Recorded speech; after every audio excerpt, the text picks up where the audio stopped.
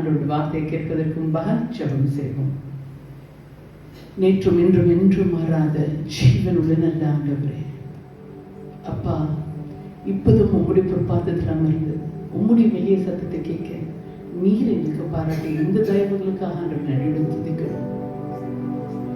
ஆண்டவரே, இந்த ஈஸ்டர் காலை ஆராதனையில் ஆண்டவரை நாங்கள் கலந்து கொள்ளவும் உண்மை மகிமைப்படுத்தவும் ஆண்டவரே, இந்த உயிர்த்தெழுதல் நற்செய்தியை ஆண்டவரே நாங்கள் எங்கள் சூழலில் உள்ள அனைவருக்கும் ஆண்டவரை பகிர்ந்து கொள்ள நீர் எங்களுக்கு ஒரு பெரிய தய பாராட்ட வேண்டுமாய் ஆண்டவரை நோக்கி நாங்கள் மன்றாடுகிறோம்.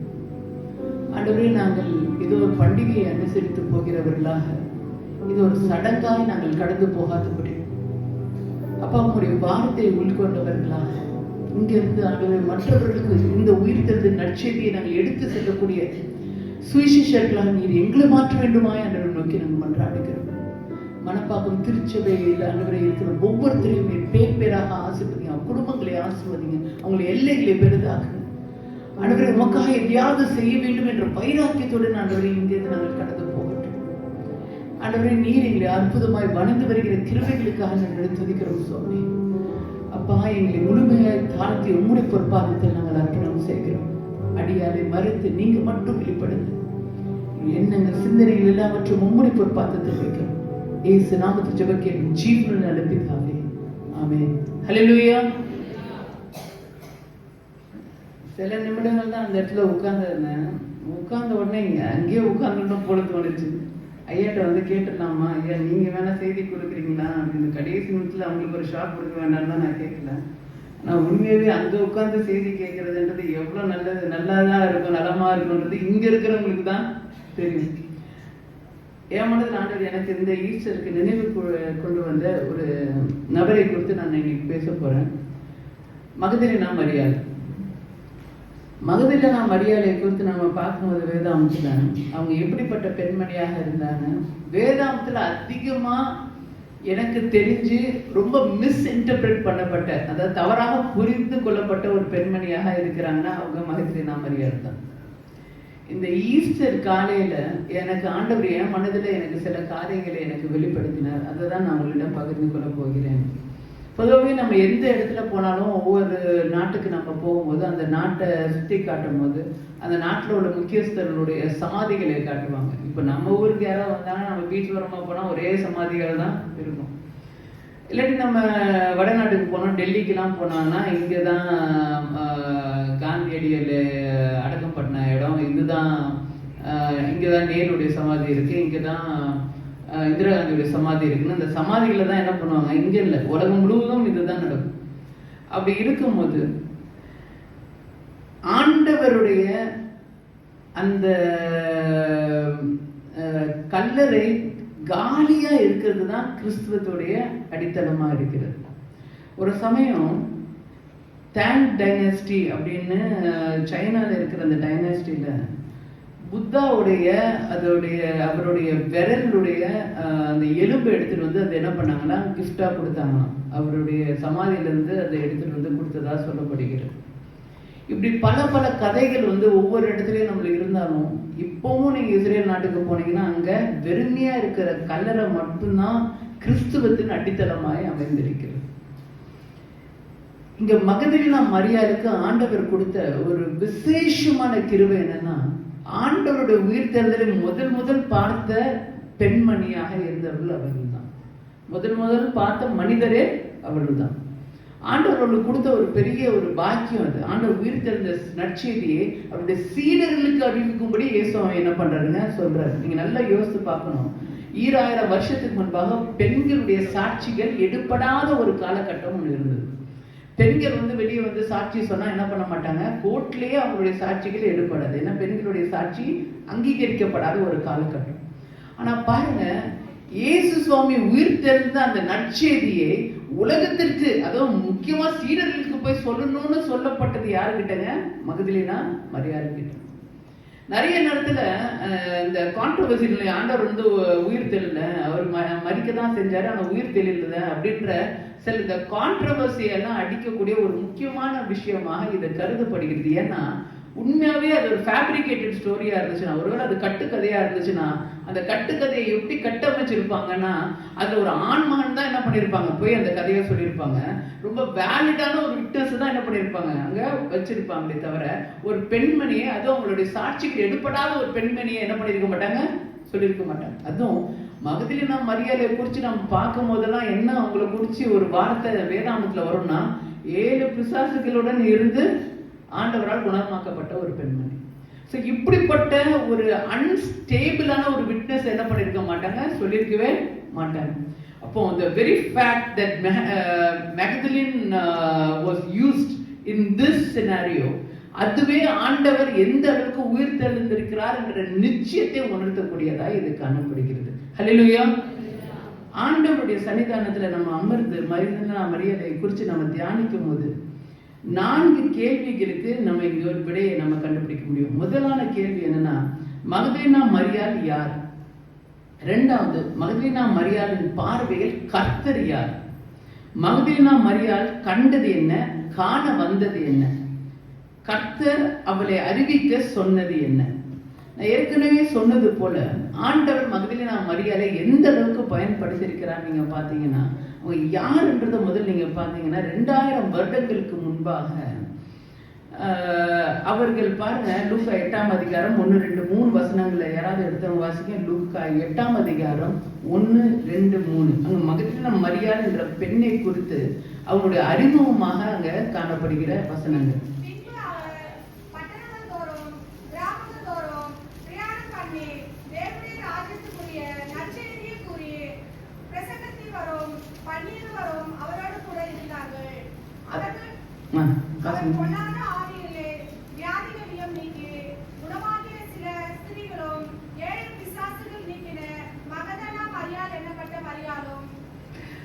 எப்பவும் மகதலேனா மரியாதை சொல்லும் போதெல்லாம் 7 பிசாசுகள் நீங்கின.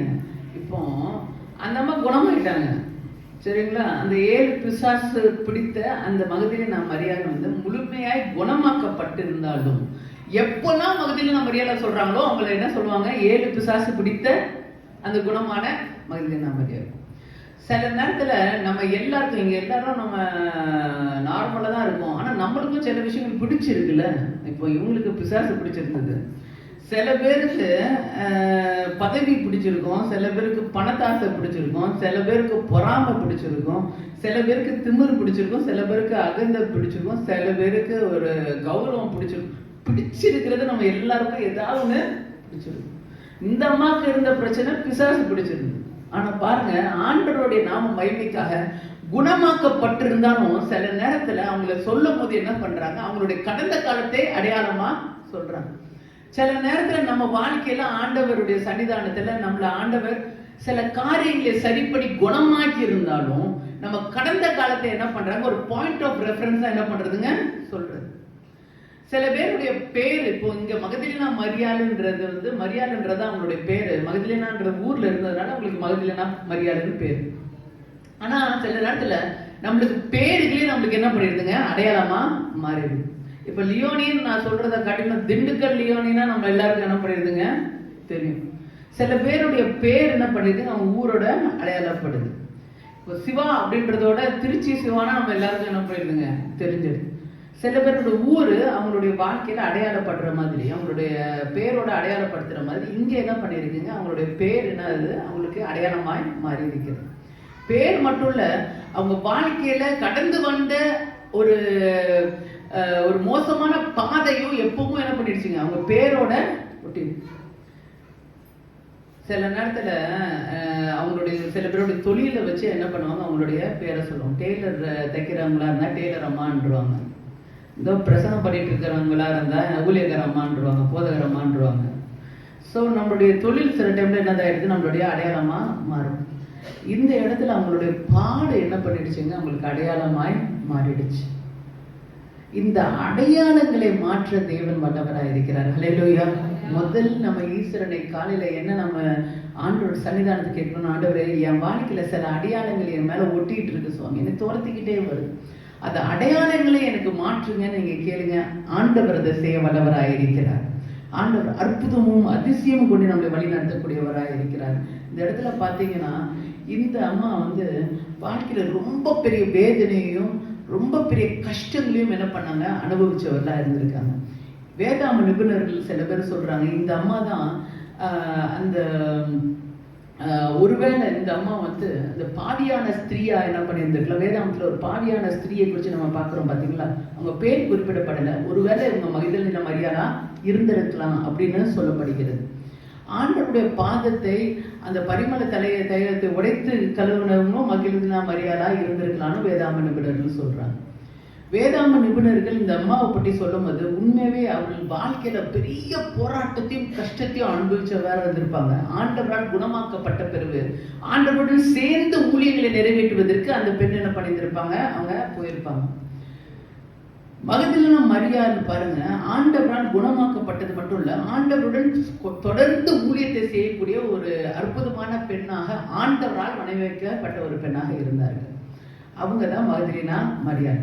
ரெண்டாவது நீங்க பாத்தீங்கன்னா மகதலேனா மரியாள் பார்வையில் கர்த்தர் யார். உங்களுக்கு எப்பவும் ஒரு பிரச்சனையிலிருந்து மீட்டு எடுத்த ஒருத்தங்க மேல உங்களுக்கு ஒரு பெரிய ஒரு அஃப்ளிக்ஷன் இருக்கும் பாத்தீங்களா, அந்த ஒரு பெரிய ஈடுபாடு ஆண்டவர் பேரிலும் ஆண்டவருடைய ஊழியத்து மேலும் என்ன இருந்திருக்குங்க, மகதலேனா மரியாளுக்கு இருந்திருக்கு. யாராவது வாசிங்க, மார்க் 16ஆம் அதிகாரம் 9-10 வசனங்கள் யாராவது எடுத்தவங்க வாசிங்க பார்க்கலாம்.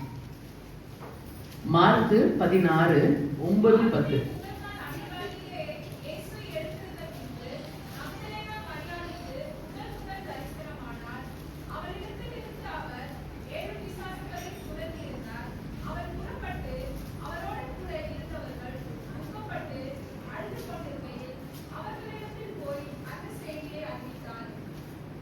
அறிவித்த பிறகு இந்த 16வது வசனத்தை வாசிக்கணுமா?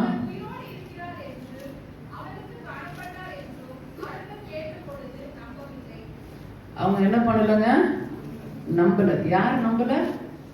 சீடர்கள் நம்பல.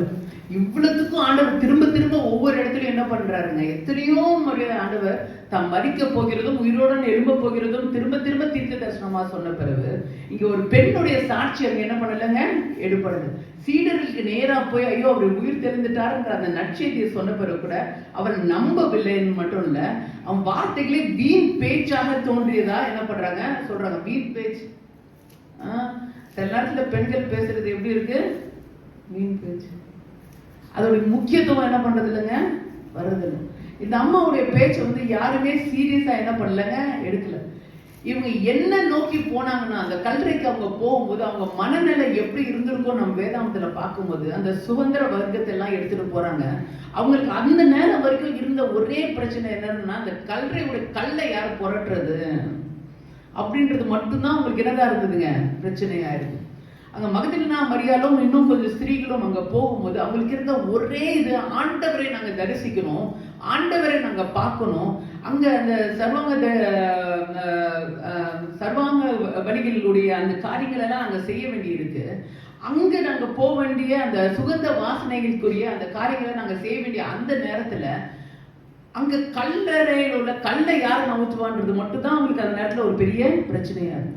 சில நேரத்துல ஆண்டவரை பார்ப்பதற்கு உங்களுக்கு வந்து சில தடைகள் என்ன பண்ணுதுங்க, இங்க இருக்கு. இங்க மகதலேனா மரியாளுக்கும் அங்க இருந்த ஸ்திரீகளுக்கும் இருந்த தடை வந்து அந்த கல்லுதான். அந்த கல்லை யார் நவுத்துவான்னு தான் அவங்களுக்கு இருந்த ஒரு பெரிய ஒரு கஷ்டமாக, ஒரு பெரிய பாரமாக. அப்படி இருந்த அந்த போன அந்த சூழ்நிலையில அந்த இடத்துல அவங்க கண்ணு முன்னாடி என்ன பாக்குறாங்க, அந்த கல்லு என்ன பண்ணிருக்குங்க, போட்டப்பட்டு. அந்த கல்லோடைய கல் இல்லைன்றத அவங்க பார்த்த உடனே அவங்களுக்குள்ள ஒரு பெரிய ஒரு பயமும் ஒரு திகிலும் வந்து அங்க ஆண்டவர் அங்க இல்லைன்னு பாக்குறாங்க. பார்த்துட்டு நேரா என்ன பண்றாங்க, ஆண்டவர் அவங்களுக்கு போய் அவங்களுக்கு சொல்லுன்னு சொன்ன அந்த மாத்திரத்துல அவங்க ஓடி போய் அங்க சீடர்களுக்கு சொன்ன பிறகு கூட அது ஒரு வீண் பேச்சாவும் அவங்க நம்பாத ஒரு காரியமா இருக்கு. ஆனா பாருங்க, பேதுரு யோவான் என்ன பண்றாங்க, அங்க எழும்பி ஓடி வர்றாங்க. அவங்க 2 பேரும் சேர்ந்து ஒன்னாதான் ஓடி வராங்க. ஆனா உள்ள முதல் போறது யாருங்க, பேதுரு போய் உள்ள போறா. அதுக்கப்புறம் யோவான் வந்து பாக்குறாரு. அங்க பார்த்த உடனே அந்த சேலைகள் எல்லாம் அங்க சுருட்டி வைக்கப்பட்டு இருக்கிறது. ஆண்டவர் உயிர் தெளிந்திருக்கிறார் என்ற ஒரு எண்ணம் அவங்களுக்குள்ள என்ன பண்ணுதுங்க, அந்த நேரத்துல வர ஆரம்பிக்குது. ஆனாலும் அவங்களுக்கு இருக்கிற அந்த கலக்கம் மயக்கம் அவங்களால அதை ஏத்துக்கவே முடியல. அவங்க மனசுக்குள்ள இப்படி ஒரு அதிசயம் நடக்குமான்னு அவங்களுக்கு என்னதான் இருக்குங்க, ஆச்சரியமா இருக்கு. அந்த மாதிரி ஒரு சூழ்நிலையில அங்க மகதலேனா மரியாள் பாருங்க, ஆண்டவருக்காக எந்த அளவுக்கு தன்னுடைய அந்த சாட்சிகள் மூலமாக ஆண்டவரை தரிசிச்ச ஒரு மகதலேனா மரியாளை நம்ம பார்க்கிறோம். ஆண்டவருடன் உரையாடிய மகதலேனா மரியாதை பார்க்கிறோம். அந்த கல்லை பட்டிருக்க அந்த சூழ்நிலையில அந்த மாதிரி ஒரு இடத்துல அங்க ஆண்டவர் வந்து அவரிடம் பேச ஆரம்பிக்கிறார். என்ன ஒரு பேச்சு நடக்குதுன்னா, அங்க மரித்து போன அந்த ஒரு சூழ்நிலை ஆண்டவருக்கு வெறுமையாக அவனுடைய சடங்குகளை செய்து முடிச்சு அந்த சுகந்த வர்க்கங்களை அங்க செய்யணும்னு நினைச்சு வந்த அங்க அவங்களுக்குரிய அது பெரிய ஒரு காரியம். பல காரியங்களை மனசுல வச்சுட்டு என்ன பண்ணியிருந்திருக்கலாம், அவங்க அந்த இடத்துக்குள்ள வந்துட்டு இருந்திருக்கலாம். அந்த கல்லறைக்குள்ள ஐயோ அந்த கல்லை புரட்ட யாரோ இருக்கிறான், இந்த இடத்துல ஆண்டவருக்கு என்னெல்லாம் காரியம் நடந்துச்சுன்னு பல காரியமா அவங்களுக்கு என்ன பண்ணியிருந்திருக்கலாம், பிளாஷ்பேக்கா வந்திருக்கலாம். ஐயோ நம்ம ஆண்டவர் எவ்வளவு பெரிய அற்புதங்களை செஞ்சவர், அவரை இப்படி சிலுவையில் அறைந்துட்டாங்களே, எந்த இடத்துல இந்த தெருவில் அவரை ஹோசானான்னு பாடி வந்தாங்களோ அதே இடத்துல அவருக்கு இது மாதிரி ஒரு சூழலை ஏற்பட்டுருச்சேன்னு எவ்வளவோ வேதனையோடையும் துக்கத்தோடையும் மனசுல வேதனையோட என்ன பண்ணிருக்கலாம் அந்த இடத்துல வந்திருக்கலாம். ஆனா அவங்க பார்த்த அதிசயம் அவங்களுக்கு மனதுக்குள்ள எட்டவே முடியாத, அவங்க எண்ணவே முடியாத ஒரு பெரிய காரியத்தை என்ன பண்றாங்க, அவங்க பாக்குறாங்க. அந்த இடத்துல அவங்க பாக்குறது மட்டும் கிடையாது, ஆண்டவரை அவர் தரிசித்த போது ஆண்டவரை பார்த்து ஆண்டவர் அவங்களுக்கு சொல்லக்கூடிய சில காரியங்கள் வந்து யாராவது எடுத்தவங்க வாசிங்க. அந்த இடத்துல யோவான் 20ஆம் அதிகாரம் 17-18 வசனம். என்னை தொடாதே, நான் இன்னும் என் பிதாவினிடத்தில் ஏறி போகவில்லை. நீ என் சகோதரனிடத்தில் போய், நான் என் பிதாவினிடத்திற்கு உங்கள் பிதாவினிடத்திற்கும் என் தேவனிடத்திற்கும் உங்கள் தேவனிடத்திற்கும் ஏறி போகிறேன் என்று அவர்களுக்கு சொல் என்றார். மகதலேனா மரியாள் போய் தான் கர்த்தரை கண்டதையும் அவர் தன்னுடனே சொன்னவைகளையும் சீஷருக்கு அறிவித்தாள். இவ்வளவு நாளும் ஆண்டவர் வந்து என்னுடைய பிதா அப்படின்னு சொல்லிட்டு இருக்க ஆண்டவர் இந்த இடத்துல பாத்தீங்கன்னா என் பிதாவினிடத்திலும் உங்கள் பிதாவினிடத்திலும் என் தேவனிடத்திலும் உங்கள் தேவனிடத்திலும் ஏறப்போகிறேன், என்னை தொடாதேன்னு என்ன பண்றாருங்க ஆண்டவர் சொல்றார். இப்போ இந்த தேவாலயத்தில் இருக்கிற அந்த திரைசீலை கிழிந்து அங்க நடுவில் ஆண்டவருக்கும் நம்மளுக்கும் இருக்கிற அந்த திரை என்ன பண்ணிருக்குங்க, விலகப்பட்டுருச்சு. இதுக்கப்புறம் அது என்னுடைய தேவன் கிடையாது, அது யாருடைய தேவனுங்க, உங்களுடைய தேவன், நம்மளுடைய தேவன். ஆண்டவர் பாருங்க, அவர் மரணத்தின் மூலமாக எவ்வளோ பெரிய ஒரு விடுதலையை மனித குலத்திற்கு ஆண்டவர் என்ன பண்ணியிருக்காருங்க, செய்திருக்கிறார். நம்மள ஆண்டவரை வந்து பிதா அவருடைய தேவன் என்று அனுசரிக்க தேவன் நமக்கு என்ன பண்ணியிருக்காரு, ஒரு பெரிய கிருபை பாராட்டி இருக்கிறார். இந்த இடத்துல என் கர்த்தரை கண்டேன் அப்படின்னு அங்க மகதலேனா மரியாள் ஆண்டவரை குறித்து என்ன பண்றாருங்க, அறிக்கை செய்கிறார். அதே போல நீங்களும் நானும் ஆண்டவருடைய பெரிய கிருபையா ஆண்டவரை தரிசிக்கிறவர்களாக மட்டும் இல்லை, ஆண்டவரை ருசித்து பார்க்கிறவர்களாக மட்டும் இல்லை, அங்க மகதலேனா மரியாதை போல ஆண்டவருக்கு குறித்த அந்த செய்தியை நற்செய்தியை மற்றவர்களுக்கு சொல்ல தேவன் உங்களுக்கும் எனக்கும் கிருபை பாராட்டும். ஏதோ இங்கே ஈஸ்டருக்கு வரணும், அந்த பண்டிகையை அனுசரிக்கிறோம், நம்மளுடைய அந்த காரியங்கள்லாம் முடிச்சுட்டு வீட்டுக்கு போய் நம்மளோட வேலைகளை பார்த்துட்டு போவோம் அப்படின்னு இல்லாமல் இந்த ஈஸ்டர் தினம் கண்டிப்பாக மகதலேனா மரியாதை போல யாருக்காவது என்ன பண்ணணும், ஆண்டவரை குறித்து நம்ம சொல்லணும். அது நீங்கள் சின்ன பிள்ளைங்களா இருக்கலாம், வாலிப பிள்ளைங்களா இருக்கலாம், பெரியவங்களா இருக்கலாம், நீங்கள் யாரா இருந்தாலும் ஒரே ஒருத்தருக்காவது என்ன பண்ணணும், ஆண்டவரை குறித்து சொல்லுங்க. மகதலேனா மரியாளுக்கு அங்க சீடர்கள் முன்பாக ஒரு சாட்சி சொல்ல தேவன் ஒரு தயவு பாராட்டினார். ஆனா அந்த சாட்சியை அந்த சீடர்கள் என்ன பண்ணலைங்க, அங்கீகரிக்கல, ஏற்றுக்கொள்ளல. அவர் ஏற்றுக்கொள்ளாவிட்டாலும் ஆண்டவர் தனக்குன்னு கொடுத்த அந்த பாரத்தை என்ன பண்றாங்க, மற்றவங்களுக்கு பகிர்ந்து கொள்கிறாங்க. ஆண்டவர் அபிதமாவே இந்த ஈஸ்டர் தினத்துல உங்களுக்கும் எனக்கும் ஆண்டவர் ஒரு பெரிய நன்மையை பாராட்டி இந்த ஈஸ்டரை ஒரு அர்த்தமுள்ள ஒரு ஈஸ்டராக நாம் அனுசரிக்கணும்னா மகதலேனா மரியாள் ஆண்டவரை எப்படி தரிசித்து ஆண்டவர் உயிர் தெரிந்த நற்செய்தி மற்றவர்களுக்கு போய் சொன்னாங்களோ அதே போல ஆண்டவர் உங்களுக்கும் எனக்கும் என்ன பண்ணணும், ஒரு பெரிய கிருபை பாராட்டும். இதே போலதான் நம்ம சமாரிய ஸ்திரீயை நம்ம என்ன பண்றோம், வேதாமத்துல பார்க்கிறோம். அந்த சமாரிய ஸ்திரீ அந்த சூழ்நிலையில அங்க சமாரியர்களால ஏற்றுக்கொள்ளவே மாட்டாங்க. அவங்களுடைய என்ன பண்ணுவாங்க, அவங்களுடைய பேச்சைகளோ அவங்களுடைய சாட்சிகளோ அந்த பெண்மணியுடைய சாட்சியை என்ன பண்ண மாட்டாங்க, ஏற்றுக்கொள்ளவே மாட்டாங்க. ஆனால் ஆண்டவர் தனக்கு சொன்ன ஒரு காரியத்தினால தான் மெசையான்றதை உணர்ந்த மாத்திரத்துல அந்த அம்மா வந்தது எதுக்கு வந்தாங்க, வெறும் தண்ணியை தான் வந்துட்டு போக வந்தாங்க.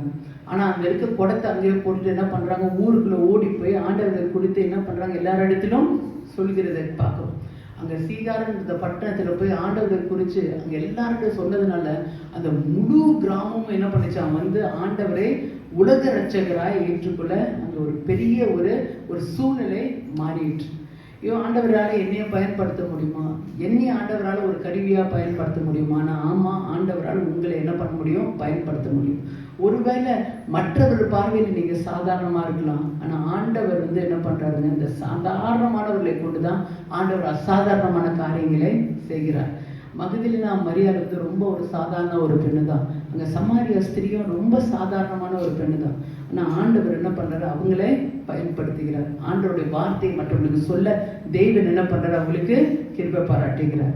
அதே போல் இந்த ஈஸ்டர் தினத்தன்று நான் உறுதியாக விசுவாசிக்கிறேன், ஆண்டவரை கண்ட அந்த மகதலேனா மரியாளை போல உங்களுக்கும் ஆண்டவருக்கும் நடுவில் இருக்கக்கூடிய அந்த கல் என்ற ஆண்டவரை தரிசிக்க விடாமல் உங்களை தடுக்கக்கூடிய அந்த கல் புரண்டு ஓட ஆண்டவர் உங்களுக்கு கிருபை பாராட்டணும். கண்டிப்பாக ஆண்டவருக்காக நான் எதையாவது செய்யணுன்ற வைராக்கியத்துடன் நீங்கள் இருந்து கடந்து போக தேவன் நம் அனைவருக்கும் கிருபை பாராட்டுவார் என்பதை விசுவாசிக்கிறேன். இன்னொரு விஷயம், உங்கள் அனைவருக்கும் ஈஸ்டர் நல்ல தின வாழ்த்துக்களை தெரிவித்துக் கொள்கிறேன். God bless you all.